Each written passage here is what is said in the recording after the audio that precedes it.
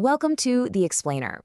So, have you ever wondered why a single tiny bad moment at the very end of an otherwise amazing week can just completely ruin your memory of the entire trip? Or, why we are so incredibly obsessed with capturing photos of a sunset instead of just sitting back and actually enjoying the view? Well, today we are unpacking a fascinating glitch in human cognition. We're going to explore the bizarre, kind of mind-bending paradox of human memory, looking at how our minds actually evaluate our lives. And spoiler alert, it has almost absolutely nothing to do with how much time we spend being happy. Okay, let's set the scene here with Verdi's famously tragic opera La Traviata. It's this beautifully moving story about a young aristocrat and a woman named Violetta. To protect his family's honor, Violetta makes the ultimate sacrifice, pretending to totally reject the man she adores. Soon after, she falls terribly ill with tuberculosis. Fast forward to the final act, and Violetta is lying there dying. Her lover, who finally discovered the truth, goes rushing back to Paris. He arrives just in the nick of time. They sing this absolutely marvelous love duet, and after exactly 10 minutes of glorious, heartbreaking reunion, she dies. So here's the real kicker. Why do we care so much about those last 10 minutes?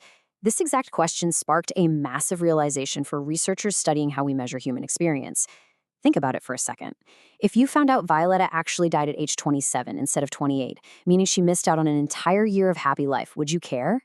You probably wouldn't care at all, right? The emotional weight of the story is exactly the same. And what if that glorious reunion lasted a whole week instead of just 10 minutes? Again, your emotional reaction would basically be identical. But what if the lover had arrived 10 minutes too late? Boom, the entire opera is ruined. It becomes a totally different story. So the absolute crucial point we have to ask ourselves is, why is the ending the only thing that seems to dictate the value of the entire story? Well, it all comes down to a concept called the remembering self. You see, as humans, we don't evaluate our lives like a stopwatch just ticking away seconds of happiness. We evaluate our lives like stories. The remembering self is basically this part of your brain that acts like a ruthless inner editor. It composes narratives, it highlights significant events, it focuses intensely on how things end, and, this is the crazy part, it completely ignores the actual passing of time. It curates your life for future reference, and it honestly holds all the power. All right, let's jump into section 1, evaluating Jen's life. Psychologist Ed Diner and his team really wanted to know if this was just an opera phenomenon or if this actually dictates how we judge entire real human lives. So they came up with a thought experiment about a fictitious woman named Jen. They gave participants different versions of Jen's life story. In the first scenario, Jen lives an extremely happy life. She loves her work, she takes great vacations, has wonderful friends, and then sadly dies instantly and painlessly in a car crash at age 30. Now, for some participants, they tweaked it so this incredibly happy life lasted 60 years instead of 30. Then there was another version. Jen lives the exact same extremely happy life, but she lives an extra 5 years on top of it. The catch, these extra 5 years are described as pleasant, but only slightly happy. Definitely less happy than the peak years before. Participants were then asked to evaluate Jen's total happiness. And the results? Well, they found a big fat 0. That is the exact effect that doubling Jen's lifespan had on how people judged her overall happiness. People who read that Jen lived 60 extremely happy years rated her total happiness exactly the same as those who read she lived only 30 extremely happy years. An entire 30 extra years of extreme joy added literally 0 value to her life's narrative in the eyes of the people evaluating her. But wait, it gets even weirder. And this brilliantly illustrates a massive flaw in our own logic. When researchers tacked on those 5 extra slightly happy years to the end of Jen's life, the evaluation of her total happiness dropped substantially. Even when the exact same person was asked to evaluate both scenarios back to back, they intuitively felt that adding 5 mildly pleasant years to a life somehow made the entire life worse. It's this wild, profound less is more effect. What we're really looking at here is a cognitive bias known as duration neglect.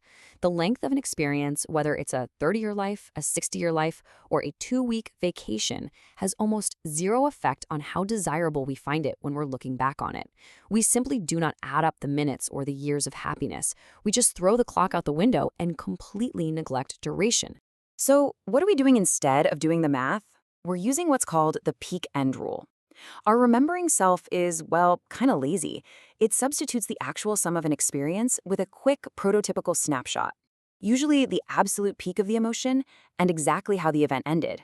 Because Jen's life ended with 5 years that were a bit less happy than her absolute peak, that lower ending basically dragged down the average of her whole life story, even though she technically experienced way more total days of happiness. Now, I know what you're probably thinking. You're saying, wait a minute, duration definitely matters. 24 hours of painful labor is obviously worse than 6 hours, and a 6-day vacation is way better than a 3-day vacation. And honestly, it seems like a solid counter-argument, but the researchers argue that this too is actually an illusion. Duration only appears to matter here because the quality of the end changes depending on the length of the episode. Think about it. A mother is vastly more exhausted and depleted at the end of 24 hours than 6. A vacationer is much more rested and relaxed at the end of 6 days than 3. What we are actually assessing isn't the passing of time at all, but the progressive deterioration or improvement of the state we're in when the experience finally wraps up. Moving right along to Section 2, the amnesic vacation. Let's see just how tightly the remembering self controls your own decisions. Picture this. You are planning the absolute vacation of your dreams, whatever that is for you. But there is a catch. The exact moment this vacation ends, every single picture and video you took will be permanently destroyed. And to top it off, you're going to be given a potion that completely wipes out every single memory of the trip. You will return home with absolutely zero recollection that you ever went. Poof, gone.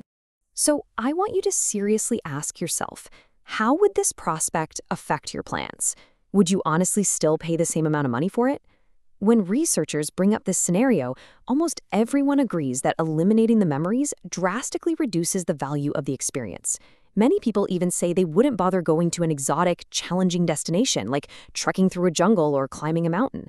I mean, why endure the blisters and the sweat in the real-time moment if you don't get the memory and the bragging rights of the achievement later, right? This totally exposes a wild divide going on inside our own heads between two versions of you. On one side, we have the remembering self, the collector of stories, the keeper of photos. And on the other, we have the experiencing self, the one actually living in the real-time moment, feeling the sun on your skin, tasting the incredible food. By refusing that amnesic vacation, you're basically admitting that you care almost exclusively about your remembering self. In fact, many people treat their experiencing self way worse than they'd treat an amnesic stranger, literally denying them real-time pleasure just because it won't yield a good story later on. Okay, let's flip this and look at something a little darker, a little more visceral. Imagine you face a highly painful medical operation. You're going to be completely conscious. You're told you will likely scream in pain and literally beg the surgeon to stop. However, you're going to be given a total amnesia drug. The absolute second the surgery ends, you will have zero memory of the pain or the trauma. How do you feel about facing this surgery now? And the researchers found something absolutely wild here. Most people are remarkably indifferent to the agonies of their experiencing self in the scenario.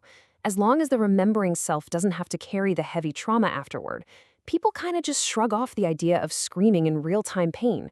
We feel a little bit of pity for our suffering self, sure, but honestly, not much more than we would for a total stranger on the street. Which brings us to Section 3, the narrative of life. How does this tension play out in our everyday world? Let's look at a few quotes from the source material that really drive this home. First one, he is desperately trying to protect the narrative of a life of integrity, which is endangered by the latest episode. This completely nails how we judge people. If someone lives an honest, good life for 40 years, but then commits a crime at the very end, the peak end rule steps in and rewrites their entire story. That ending ruins the narrative, and we completely forget the decades of good behavior. We are just fiercely protective of how our life story wraps up. Then there's this quote, "The length to which he was willing to go for a one-night encounter is a sign of total duration neglect."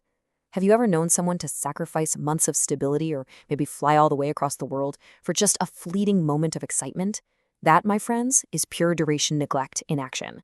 We literally trade massive chunks of our time just to secure one intense, memorable peak for our remembering self to hold on to forever. Next up, a fantastic piece of advice for all of us. You seem to be devoting your entire vacation to the construction of memories. Perhaps you should put away the camera and enjoy the moment, even if it is not very memorable. Entire, multi-billion-dollar industries of tourism are built solely on feeding our remembering self. We frantically take pictures, viewing a gorgeous sunset not as a moment to be savored, but as a future memory to be perfectly designed. Sometimes we really just need to let the experiencing self take the wheel. And finally, this really poignant observation.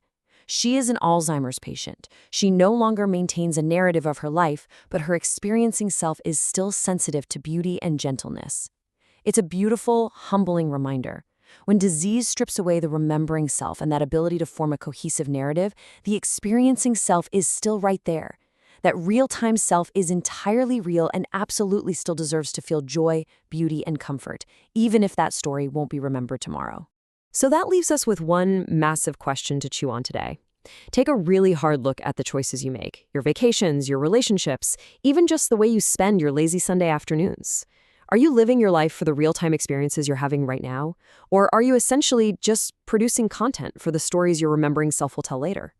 It's definitely a tricky balance, but just recognizing the difference might completely change the way you see your own life. Thanks so much for joining me on this explainer, and I'll catch you next time.